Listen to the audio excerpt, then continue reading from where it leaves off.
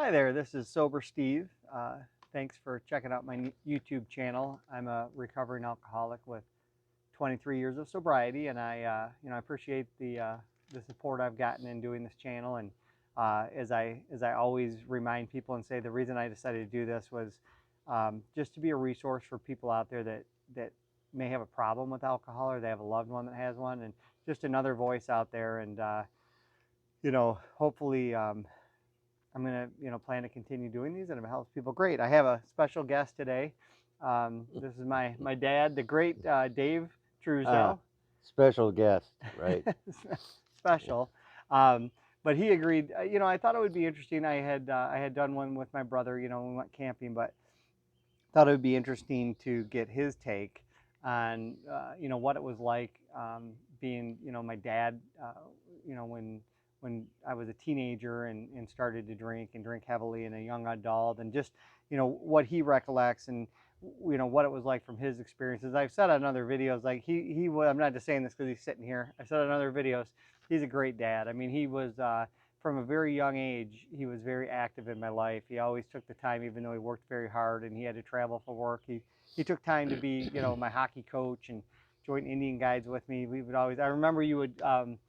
It's funny because I was never really enjoyed baseball, but I remember when we lived in Minnesota in that period, you coming home from work and taking the time to play catch with the baseball in the backyard with me. I don't even know if Yes, you remember that. yes, I do. I do Yeah, remember that. you had a Yep, blue glove, I think. I did. That was Yep. wild. You were cutting edge. Oh yeah, But you throw it up so high in the air, and I just like pop fly after pop fly. And that's then right. when I became a dad, It took a lot of repetition. when, when I became a So, dad, when I became a dad, and I was uh, playing with Jordan after work, I realized like how tiring that is, because you love your kid and you want to be good, but like, let's face it, usually after a hard day of work, that's not what you would really choose to do. So correct. yeah, thank you for doing that. You're welcome. But I just want to point out, like, so we've always had a close relationship. We had our bumps, but specifically with regards to the drinking, and when I started to drink quite a bit as a teenager. I'm just wondering if you, first of all, do you really, is it easy to think back and recall those days? It is. And it brings back a lot of feelings that I had at the time. And at first, and I think I can speak for mom too, but we were really puzzled. I mean, we really did not know that much about alcoholism and particularly as it pertained to anybody close to us. Never had any experience. Well, one person, which we'll talk about later, but I think we weren't aware, and how could we not be aware? I don't know. And I think with me and with my wife too, I think we felt that maybe we should have recognized what was going on sooner. But even if we recognize it, I feel, and I did feel at the time, very puzzled because, what do we do? I mean, he's so young, we must be just thinking he has a problem, but he really doesn't. It's probably something we did, which brings on a lot of parental guilt, I think, too.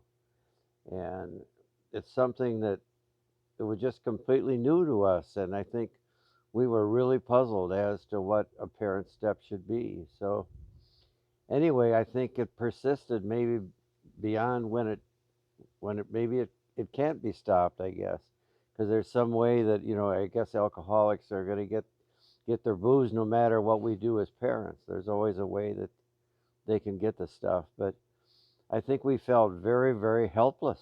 I guess that's the best word for it.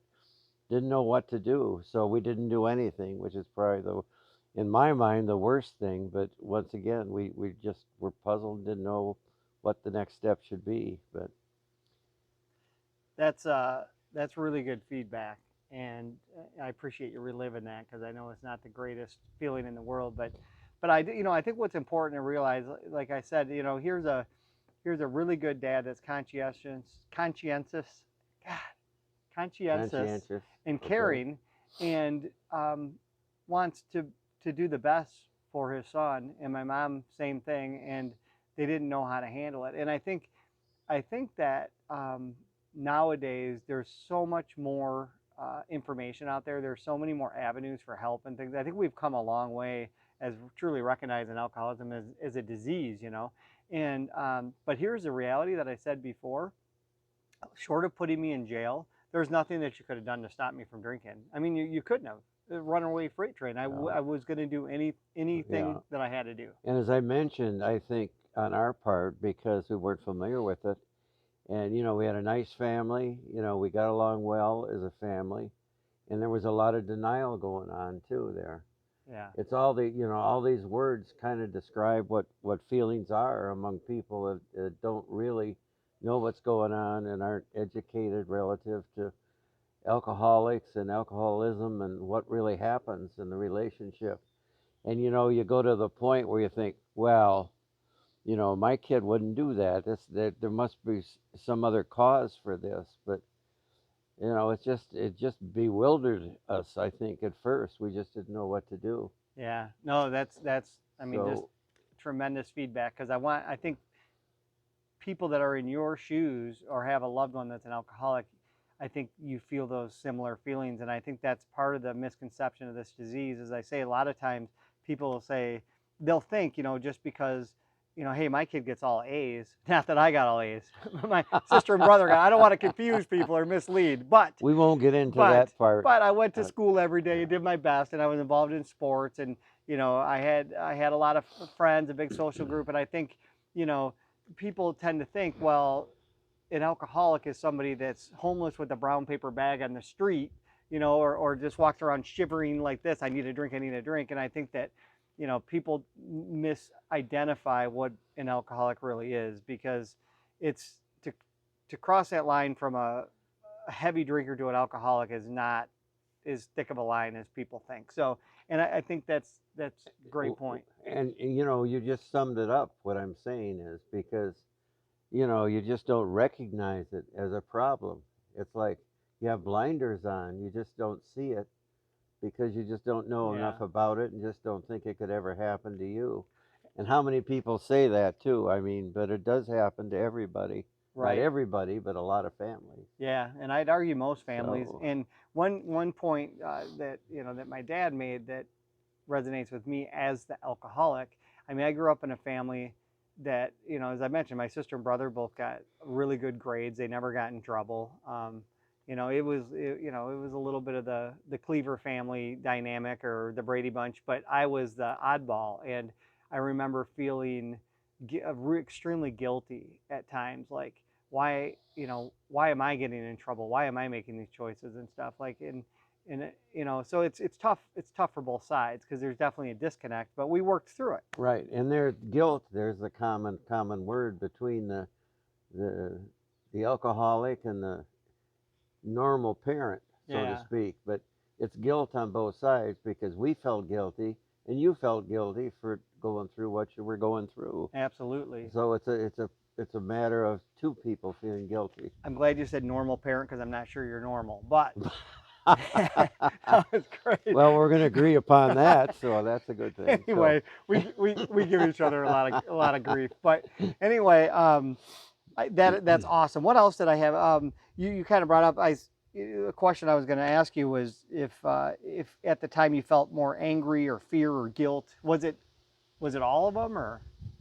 I'd say it was a combination, but I think the guilty feeling was the worst because we wanted everything we wanted, a Brady Bunch type of family, and heaven forbid something would happen that would interfere with that kind of dynamic in our family.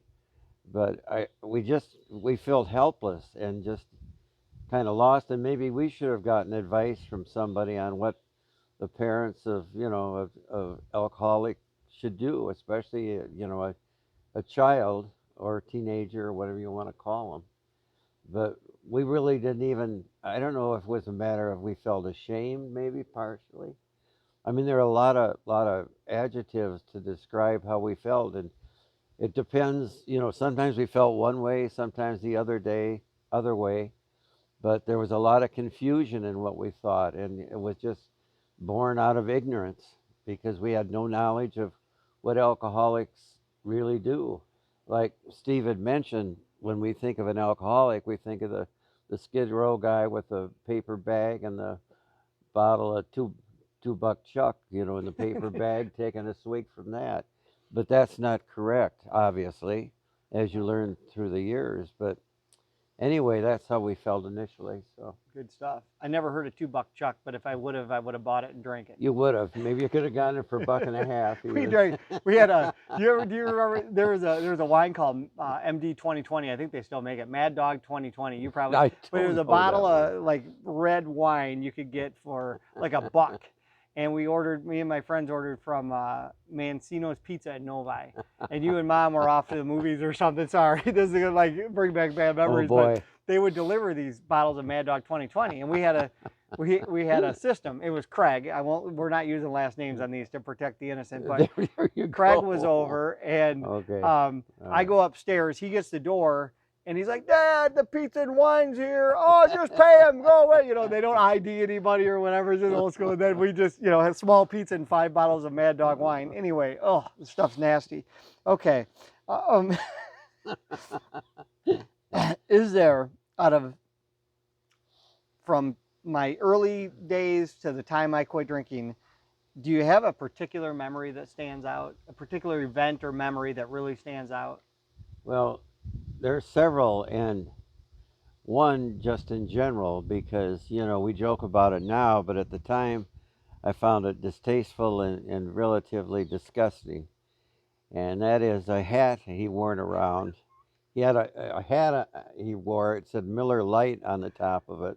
And if that isn't a tip off of what's really wrong with the It was a guy, I don't painter's. know. It was a It was painter's a cap. painter's cap, yeah, yeah. And he had a mustache and he had the curly red hair, and he looked like he was from Skid Row, and that should have really really clued me in anyway. He hated that So I hat. don't.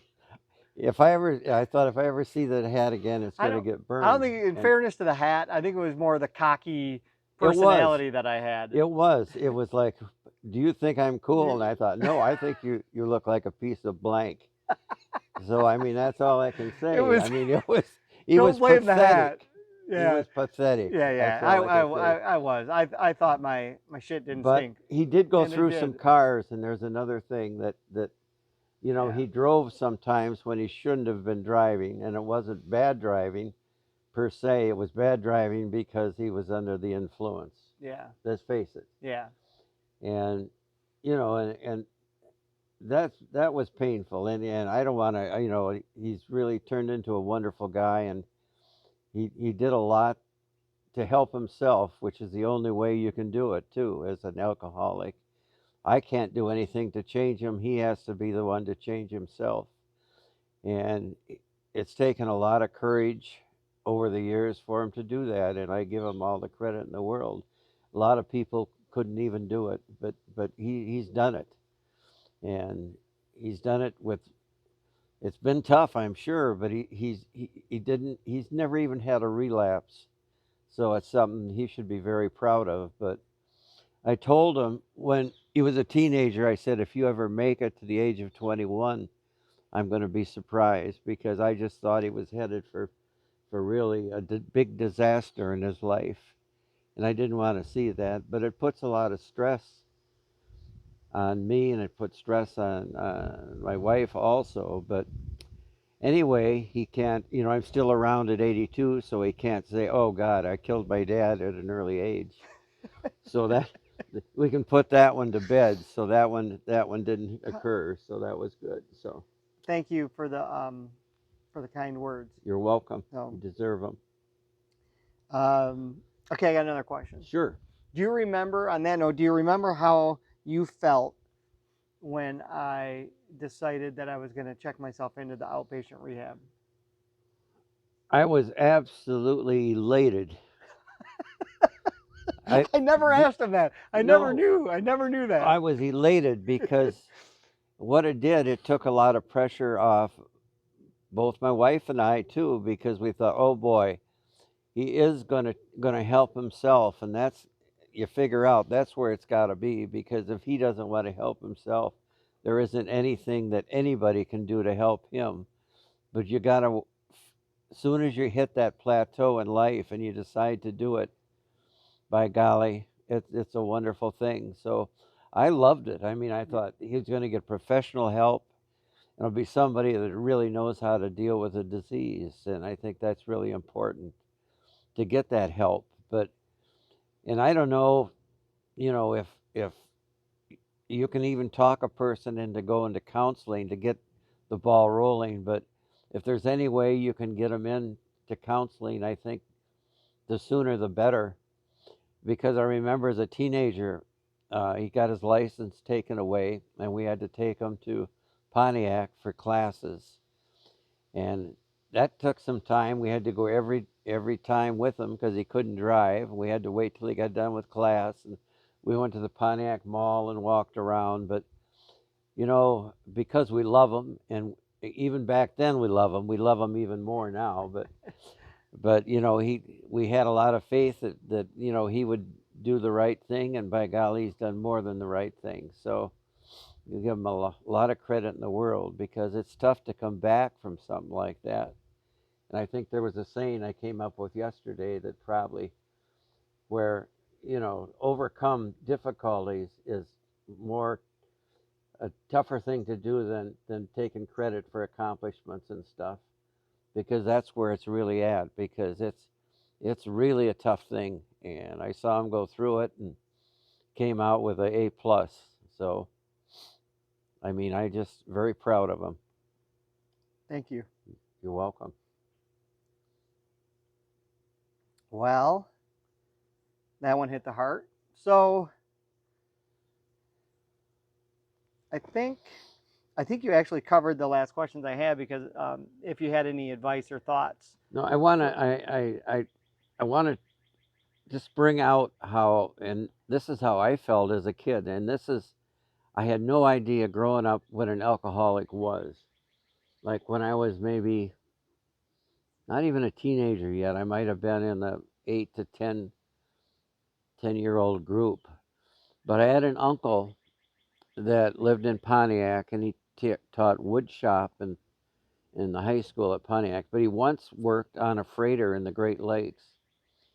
And little did I know that he was an alcoholic. I didn't know what an alcoholic was from Adam, but they used to come to our house every Easter for Easter dinner, and he would come in, wouldn't say much, and he'd go right upstairs and he'd lay on my parents' bed and he'd go to sleep. Wow. And I always wondered, I asked mom and dad, I said, how come? And they really didn't level with me. They said, well, he was tired, he was up the night before.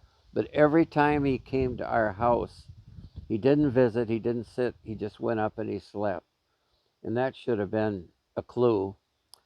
And I know one time we were at their house in Pontiac, and he asked my dad to go downstairs to the basement. He says, come on down, Art. He says, let's go down. I want to show you something.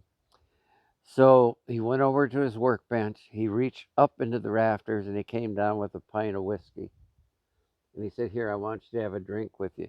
My dad told me that. I was just aghast. I guess I was really naive as what happens in the real world, but just another example of, what people will go to get that drink. So, but as a kid, I was completely puzzled by the whole alcohol thing. Didn't understand it. So That's phenomenal that you shared that. Thank you. You're good stuff, and I don't know about that. yeah, you are. And I think that there's going to be somebody that watches this that is a parent of an alcoholic, or somebody that they think might be an alcoholic, and it's really going to resonate with them, because I think just like the alcoholic, we go through very similar feelings. And if you do have a problem, like Brian was talking to me, and I always butcher quotes, and I don't remember what it was regarding, but basically saying, like, I think it was people that blame their parents for their issue.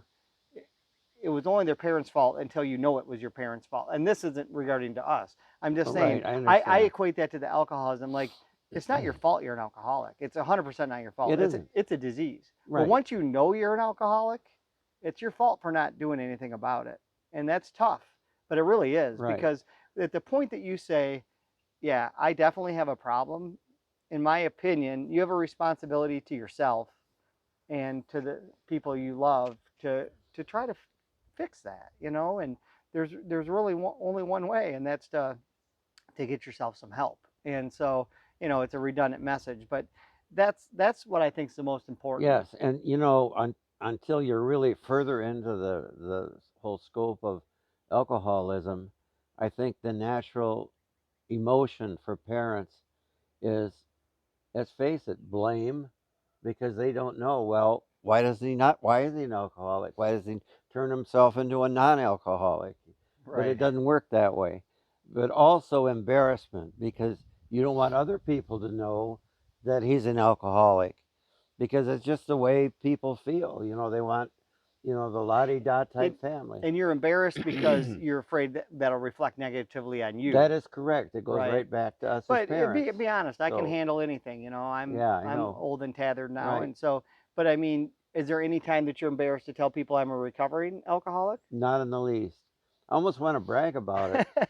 See, I but mean, what, 23 it's years or true. whatever it is? Yeah, I yeah. mean, that's great. I You, mean, I, you I don't care. I mean, I would tell anybody that. Doesn't matter. Thank you. And I'm that way too. I understand sometimes I think it makes people feel uncomfortable, but I'm usually pretty open about it because usually when you are, someone will tell you, oh yeah, my dad was an alcoholic, my mom was you know what I mean? And like, and if they don't resonate or Well, it makes, that's their problem. I think being open about it from your standpoint makes more sense, because if you were to hold that all inside you, that's a lot of stress. Yeah, And that's not good from a health standpoint either. that's true. So you should be very open about it, and I think it makes it probably easier. I don't know, but it seems like it would. Yeah, no, it does But make it easier, and it's been so long for me now. It's just who I am. It's just I'm passionate about it because no matter how many years are removed, I can really recall vividly what it was like when I was drinking, and that's what helps keep me sober. Because if I ever get the want or desire, I just think back to how stressful and crappy my life was at times, and why would I want to change that? And like right, even when a loved one dies or something very tragic happens in your family, and like you don't know if you can survive it, and that's the time that I kind of worry like I might relapse. But why would you do that? It's just you have to just get through life on life's terms, and everything is so real, and I'm so grateful, and I'm I'm really really grateful for you. So well, thank you. anyway, I'm a little bit of an emotional person, but I love this I'd guy. say. Anyway, with that, Ooh, thanks ooh. for checking out the video, and we'll be back again. Take care.